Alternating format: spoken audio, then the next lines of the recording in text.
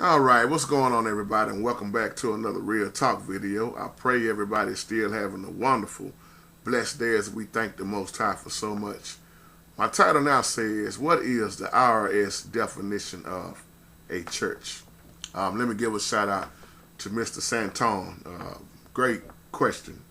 How does the IRS view a church building?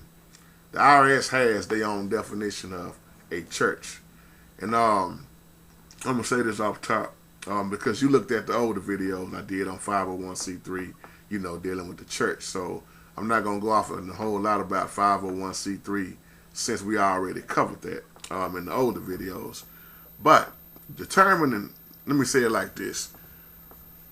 According to how something is ran, how it's looked at, how it's viewed, it determines the way people will help you. And when you look at, let's just say, even a woman, a mother, single mom, no disrespect, that's dealing with Section 8 government assistance. They have to meet those qualifications. Just like unemployment, you got to go through this to get unemployment. Disability, you got to go through this, you got to qualify. If they feel like, you able enough to work, then they won't give you the 100%. We know how it all works. So I'm saying it to say this about the church, because some churches is not easy for them to get 501c3. You have to meet they requirements. I'm going to say that again. You got to meet they requirements. Who is that they? The government.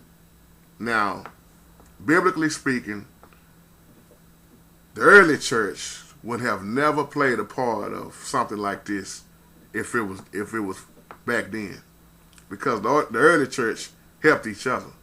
They sold their possessions. They did what they had to do to look out for each other. Yes, you obey the laws of the land until they go against the Most High. I see it in one of my older videos. Playing a part of 501c3 is almost like getting in bed with the devil. Somebody know what I'm talking about. And it allows your church to do certain things to an extent. As you answer your other question, brother, that's why a lot of preachers would not preach on certain stuff, because they have signed that contract. Now that we got that out the way, I had to get it out the way first. How do the IRS determine what a church is in their eyes? Now, when you think about that question alone, a lot of pastors I know, because I deal with a lot of pastors. I talk to them all the time. They call me, want to know certain stuff. Some just new, they trying to figure out where to go next. Church status is very important for a lot of pastors. When you think of church status, the IRS will tell them something like this. We'll let you qualify for 501c3 status as a mission, a ministry, or a Bible type fellowship. But we will not give you church status. Now, I know a lot of people don't like when I say this, but most churches have become nothing but a business now. An organization, we should say. Now, with the 501, the organization is already exempt from paying income taxes. And so now you are eligible to receive tax-deductible contributions. Now, most churches usually already have an automatic tax-exempt status. But even though your church may be exempt from income taxes, filing the 990 tax returns, a lot of ministries are not exempt from filing a form of 990. Now, you might be exempt from filing and paying federal income, but you still have to pay state taxes. And you got to go to your state tax office, agency, or whatever, to see what taxes your church is exempt from paying. Now, there are a lot of advantages of being under 501c3, which is why a lot of pastors will get off into that, But the IRS, once again, they don't make it easy to grant you your church status. So by saying it off top, now let's look at how does the IRS view church. Now, A lot of people ask me, JT, do you have to go to seminary school, to be a pastor? I'm going to say something off the top here, because this is a touchy subject for a lot of people. Not for me, because I speak on this stuff all the time. If you want to be a part of the world's way, yeah. In most cases, yeah, you got to go to seminary school. In the Most High's eyes, no. Because when the Most High choose you, you don't have to go through other people. That's who teach you. Kind of just like it remind me of Paul. He said, you are my chosen vessel. But it's you got man's way, then you got Yahweh. So according to how you looking at it, if you're looking at man's way, yeah. Just like me, I ain't went to nobody's seminary school. Not for the piano, nor speaking the word. And I ain't bragging, but you can put me in a room with anybody. And I'm going to hold mine because I'm taught by the Most High. But I'm not like a lot of people. I'm not trying to be popular. I'm not trying to wear the fancy suits and all this popularity contest type of stuff. I'm just a simple servant. I know what my job is, to serve, and I get out the way. But, yeah, a lot of people have to go to seminary school to qualify for man's way. It's just like you see Baptist churches now with this voting in a pastor. It wasn't like that back then. See, it's the traditional way now versus Yahweh. And that's why the Bible teaches you traditions of men makes the word of the Most High void. Because when you get caught up in man's way, see, it wasn't no such thing. Y'all, we going to vote in Peter. We going to vote in Paul. Nah, it was the Most High chose that person. That was it. Nothing else said. That was it. But this is the traditional way. Now, pastors have to attend and then be ordained to be a part of this now. And if you think I'm lying, ask a lot of pastors.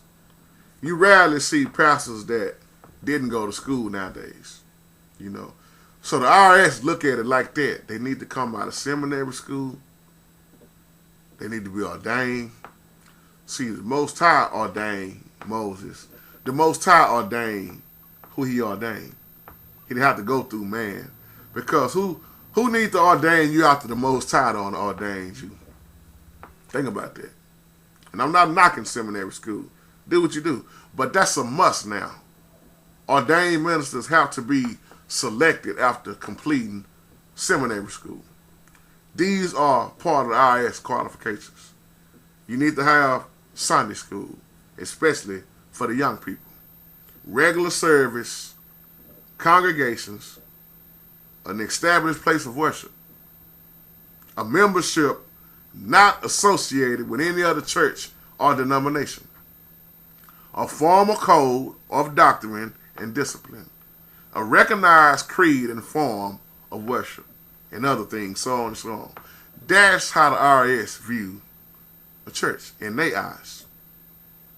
And once you have met those requirements, then you can look at what you can gain from 501c3 status.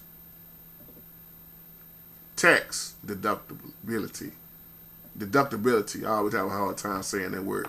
Tax deductibility of donations to the organizations. So you can give tax deductible receipts for all cash and non-cash donations. Something a lot of people don't understand that I'm going to teach in this video. Why they always getting this brother from way over here to come preach way over here? He overseas, or they don't understand about the post office, how that works with 501c3. Let me tune you in on that. Because when you get 501c3, you have lower nonprofit postage rates for mailing over 250 pieces of mail, look like. So when you be able to get the hookup with the mail, the radio, the TV, it's limited down though. You get government, private grants, all kind of stuff. Some stores and businesses give a discount if you're non-profit. Pastors receive quite a few benefits. That's why I'm saying, if you want to, just say, I'm at this church here, such and such. And I want to call Pastor such and such way over in Nigeria. I want to bring him here. I want to call him in a whole other country. It's much more, it's going to cost much more if your church don't have 501c3. If you don't have 501c3, then you got to pay to get him here. To fly him here. You see what I'm saying? If you have 501c3, it's a whole lot easier to get somebody from a foreign country, over here. 501c3 has quite a few benefits. A church needs to be incorporated to hold property in the name of the church. And that property should be normally held in the name of the church and not in the name of the pastor or whoever that's running everything. See, I can say so much on this because 501c3 is so government that you can't speak about certain things. You can't do certain things. You can't allow certain things. Now, brother asked me yesterday, JT, what would the church do if Donald Trump got rid of 501c3? I said we would have to see that. It would have to happen so we could see what the church would do.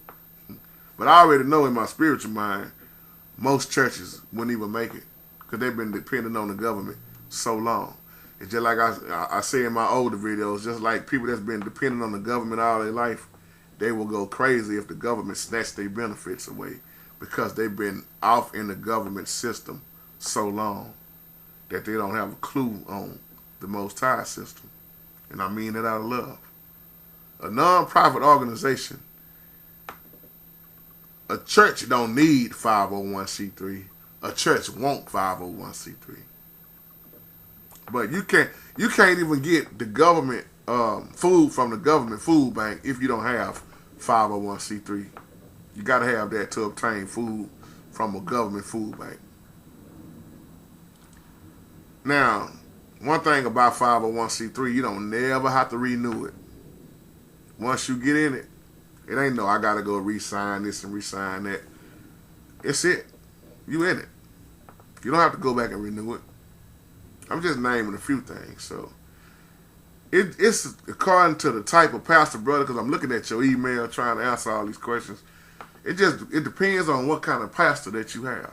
Because a lot of pastors are not for 501c3 because they know how it can harm their church. And then a lot of pastors are for it. I'm just so glad that the Most High system is not ran by government. It's ran by the Most High. So that's how they view church in their eyes. So what does that sound like when I explain that? A business, an organized business, organization. And I hate to say it about what most people are calling church now. That's why it's always about money. In most buildings, I ain't going to say all buildings, but in most buildings, as I wrap this video up, it's all about money. So many pastors I know tired of having the building fund. They know when you start going 501c3, you qualify for a lot of stuff. Oh man, we can just write that off. So many pastors get hooked up off 501c3, just to be honest. I ain't talking about what I heard, I'm talking about what I know, you know. I ain't gonna say I'm the smartest man in the world, but I ain't no fool neither. I study a lot, I'm off in a lot, I deal with a lot. So I have to know what's going on, because if you off into something, you should always want to know what it is you off in. Is it Yahweh or is it man way? And when you live like that, you have a better life. So y'all have a wonderful, wonderful, blessed day. Take care.